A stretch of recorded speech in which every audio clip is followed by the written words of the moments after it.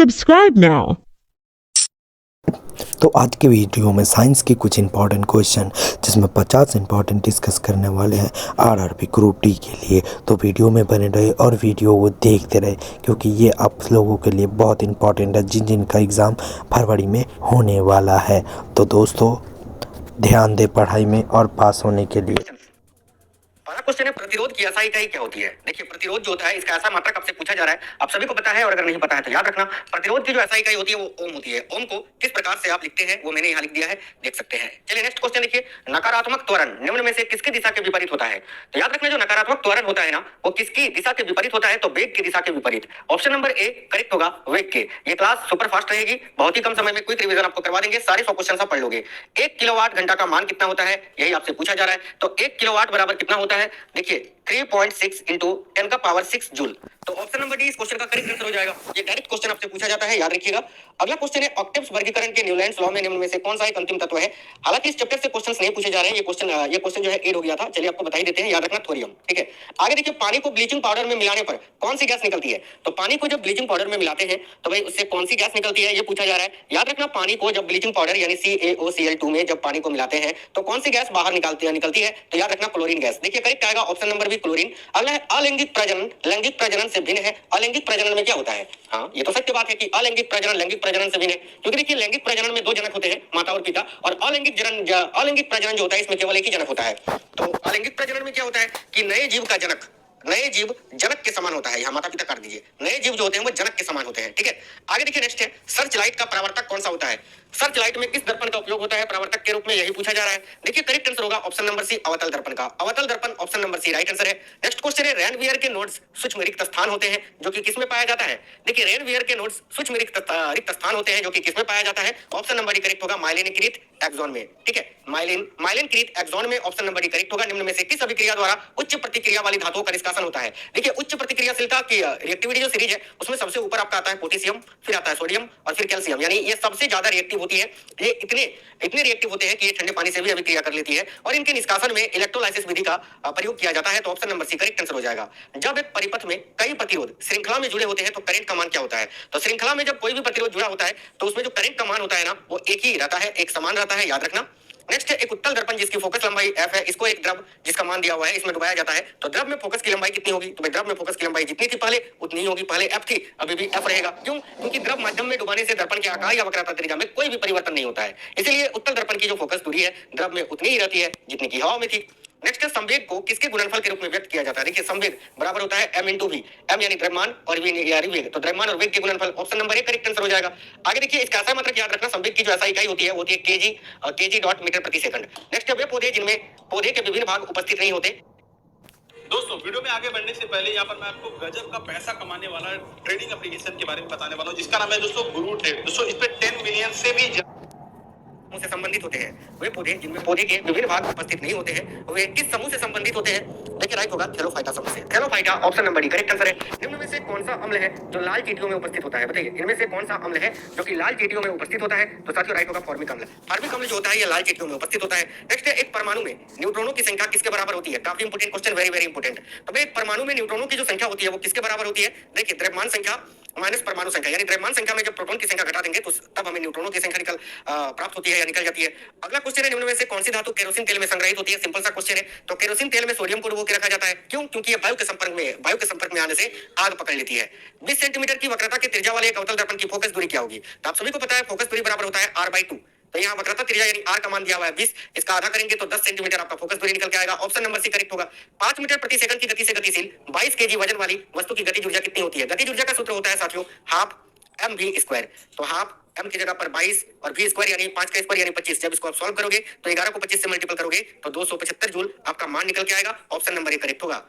अगला, यदि आप एक दर्पण में देखते हैं और आप पाते हैं कि प्रतिबिंब आपसे छोटा है तो दर्पण किस प्रकार का होगा, बताइए किस प्रकार के दर्पण में प्रतिबिंब छोटा बनता है। करेक्ट आएगा उत्तल दर्पण में, ऑप्शन नंबर बी करेक्ट है। एक कंडक्टर का प्रतिरोध किसके व्युत्क्रमानुपाती होता है। काफी अच्छा क्वेश्चन है, ध्यान से देखिएगा। एक चालक का जो प्रतिरोध होता है वो किसके व्युत्क्रमानुपाती होता है, तो अनुप्रस्थ काट या अनुप्रस्थ भाग के क्षेत्रफल के। नेक्स्ट है, थायरोक्सिन के संश्लेषण के लिए निम्न में से क्या आवश्यक होता है। साथियों काफी इंपोर्टेंट क्वेश्चन है, याद रखिएगा। थायरोक्सिन के संश्लेषण के लिए निम्न में से क्या आवश्यक होता है? तो भाई आयोडीन। आयोडीन अगर आप बता रहे हैं साथियों तो करेक्ट आंसर है। निम्न में से किसने रासायनिक संयोजन के दो महत्वपूर्ण नियमों की स्थापना करके रासायनिक विज्ञान की नींव रखी थी? बताइए, निम्न में से किसने रासायनिक संयोजन के दो महत्वपूर्ण नियमों की स्थापना करके रासायनिक विज्ञान की नींव रखी थी? देखिए करेक्ट आएगा एंटोइन एल लोवजियर ने। ऑप्शन नंबर सी करेक्ट है। धातुएं अम्लों के साथ अभिक्रिया द्वारा क्या उत्पन्न करती है? डबल स्टार मार्क कर लीजिए, बहुत ज्यादा पूछा जा रहा है ये सब। तो धातुएं जो होती है अम्लों के साथ अभिक्रिया करके क्या उत्पन्न करती है भाई? देखो लवण और हाइड्रोजन गैस। करेक्ट आएगा ऑप्शन नंबर सी। नेक्स्ट है क्लोरीन गैस का उपयोग निम्न में से किसके निर्माण में किया जाता है? देखिए क्लोरीन गैस का उपयोग जो है ये ब्लीचिंग पाउडर के निर्माण में किया जाता है। ऑप्शन नंबर ए करेक्ट होगा ब्लीचिंग पाउडर। अगला क्वेश्चन देखिए 4 केजी वजनी, ठीक है, एक वस्तु स्थिर स्थिति में है, निरंतर बल लगाने पर वह 5 मीटर प्रति सेकंड की गति प्राप्त करती है, तो बल द्वारा किया गया कार्य गति प्राप्त कर रहा है यानी गति ऊर्जा होगा half M B square. M का मान 4 और बी का मान यहाँ 5 है, 5 का स्क्वायर 25। इसको जब सॉल्व करोगे तो 50 जूल आपका आंसर निकल के आएगा। Option number A. इसी तरह उड़ाना है पेपर में चुटकियों में। निम्न में से कौन बढ़ते भ्रूण के लिए पोषक उत्तक का कार्य करता है? देखिए करेक्ट होगा endosperm. Option number D correct है। खाद्य पदार्थों में दुर्गंध आने का मुख्य कारण वसा और तेलों का क्या होता है? खाद्य पदार्थों में जो दुर्गंध आता है वो वसा और तेलों का क्या होता है? तो वसा और तेलों का ऑक्सीकरण। देखिए राइट होगा ऑप्शन नंबर डी वसा और तेलों का ऑक्सीकरण। निम्न में से कौन सा प्रकृति में कभी भी अकेला नहीं होता है? देखिए न्यूटन के अनुसार अगर हम देखें ना तो बल जो होता है ये प्रकृति में कभी भी अकेला नहीं होता है। ऑप्शन नंबर सी करेक्ट होगा बल।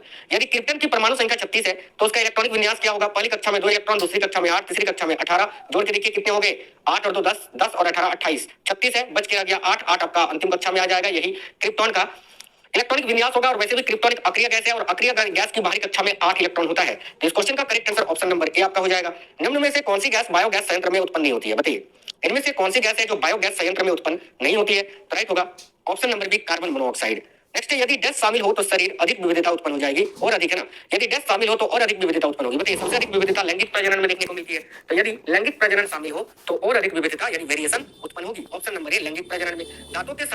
दांतों में सड़न शुरू हो जाती है जब पीएच मान किससे कम होता है? बहुत इंपॉर्टेंट क्वेश्चन है, याद रखना। दांतों में सड़न तब शुरू होती है जब मुंह का पीएच मान 5.5 से कम हो जाता है। 5.5 से कम। ऊपर उठाए गए हथौड़े के पास क्या होती है? हथौड़ा केवल आपने उठा के रखा है तो इसमें स्थिति ऊर्जा होगी। अगर चलता हुआ हथौड़े में पूछता तो फिर गति ऊर्जा होता। नेक्स्ट क्वेश्चन है एम द्रव्यमान के साथ चलती हुई वस्तु की गति ऊर्जा का मूल्य क्या होगा यदि इसकी गति v से बढ़ाकर 2v तक दोगुना कर दिया जाए? तो सिंपल सा क्वेश्चन है, ये 4 गुनी हो जाएगी भाई। Option number B correct answer होगा। निम्न में से कौन सा एक अम्ल का गुण नहीं है? लिखा है अम्ल नीले लिटमस को लाल कर देता है। बिल्कुल। अम्ल का स्वाद खट्टा होता है। बिल्कुल। अम्ल का स्वाद कड़वा होता है। यही गलत है, यही आपका आंसर होगा क्योंकि अम्ल का स्वाद तो खट्टा होता है, कड़वा तो क्षार का होता है। नेक्स्ट है मानव नरों में मूत्र और वीर्य के प्रवाह के लिए एक ही मार्ग होता है जिसे क्या कहा जाता है? देखिए करेक्ट आंसर होगा ऑप्शन नंबर डी मूत्र मार्ग। अगला क्वेश्चन है साथियों एम कक्ष में शामिल हो सकने वाले इलेक्ट्रॉनों की संख्या कितनी होती है? एम कक्ष यानी के एल एम एन 4 कक्षाएं होती है। ये तीसरी वाली कक्षा में पूछा जा रहा है। अभी मैंने बताया था तीसरी कक्षा में 18 अधिकतम इलेक्ट्रॉन होता है। तो ऑप्शन नंबर ए 18। अगर आप निकालना भी चाहते हैं तो इसको निकाल सकते हैं। इसका सूत्र होता है 2n² निकालने का, ठीक है। 1 2 3 4 ये तीसरी कक्षा का पूछा है एम कोर्स में। तो n की जगह पर 3 का मान रखेंगे 2, 3 का स्क्वायर 9 और 9 को जब 2 से मल्टीपल करोगे तो 18 आएगा। आगे देखिए नेक्स्ट निम्न में से कौन एक एम्फोटेरिक ऑक्साइड है? इनमें से कौन सा एक एम्फोटेरिक ऑक्साइड है? देखिए करेक्ट आएगा एल्युमिनियम ऑक्साइड। साथियों एल्युमिनियम ऑक्साइड जो होता है एक एम्फोटेरिक ऑक्साइड होता है। याद रखना उत्तक क्या होता है ये आपसे पूछा जा रहा है। देखिए उत्तक जो होता है वह कोशिकाएं होती है जो मूल रूप से दिखने और कार्य करने में समान होती है। ऑप्शन नंबर ए करेक्ट है। प्रारंभिक भारतीय दार्शनिक के अनुसार प्रत्येक वस्तु कितने मूल तत्वों से बनी है? मैंने कई बार आपको बताया है कि साथियों 5 मूल तत्वों से। कौन कौन से वो 5 मूल तत्व हैं? देखिए वायु, पृथ्वी, अग्नि, आकाश और जल। नेक्स्ट है एक अल्कोहल का क्वथनांक 78 डिग्री सेल्सियस है तो केल्विन पैमाने पर क्या होगा? ये भी मैंने कई बार आपको पढ़ाया है कि साथियों डिग्री सेल्सियस से जब आपको केल्विन में बदलना होता है तो उसमें 273 डिग्री जोड़ दीजिएगा तो आपका मान निकल के आ जाएगा। जैसे इसको सॉल्व करोगे तो 351 केल्विन आएगा। ऑप्शन नंबर बी करेक्ट हो जाएगा। निम्न में से कौन सा मानव शरीर की गतिविधि के लिए मुख्यतः जिम्मेदार है? तो ऑप्शन नंबर ए करेक्ट होगा तंत्रिका एवं पेशीय ऊतकों का संयोजन। बिल्कुल फर्स्ट क्लास करवा रहे हैं। देखिए कोशिकांग माइटोकॉन्ड्रिया किसमें पाया जाता है? तो साथियों माइटोकॉन्ड्रिया जो कोशिकांग है ये किसमें पाया जाता है? तो यूकैरियोटिक कोशिकाओं में। ऑप्शन नंबर बी करेक्ट है।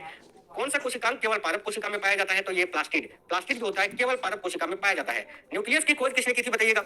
देखिए न्यूक्लियस की खोज किसने की थी? तो भाई याद रखिए साथियों ऑप्शन नंबर ए करेक्ट होगा रॉबर्ट ब्राउन ने।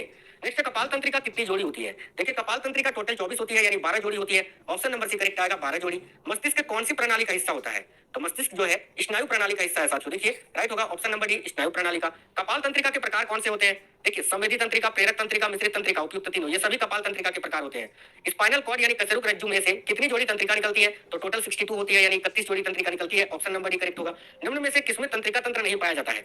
जोंक में, घोंघा में, टेपवर्म में पाया जाता है, अमीबा में नहीं पाया जाता है। ऑप्शन नंबर बी राइट है अमीबा। नेक्स्ट निम्नलिखित में से कौन सी ग्रीन हाउस गैस नहीं है?